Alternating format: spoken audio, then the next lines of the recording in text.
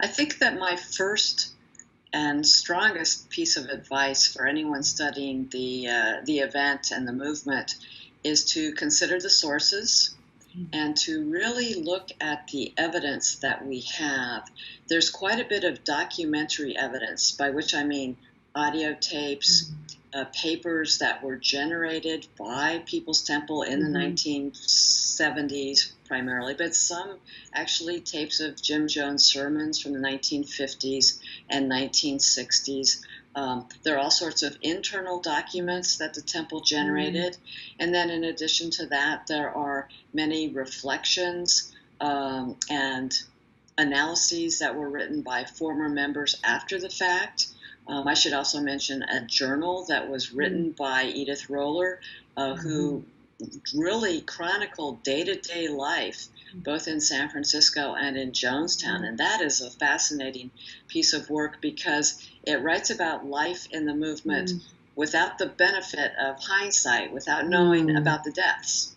But she even describes suicide rehearsals and so on. So I would really encourage people to look at the evidence. And right now, I think there is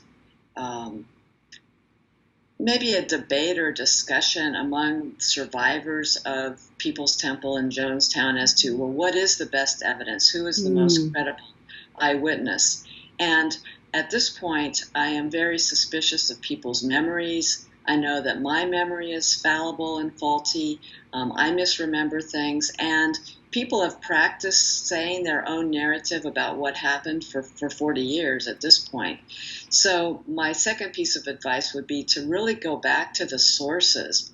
What did people say after the events? What were the news accounts, confusing as they were, in the first several weeks? Because there are eyewitness accounts from that time period, and even the Guyana inquest, which was in December of 1978. There are a number of eyewitness accounts that are quite at odds with what people are saying now.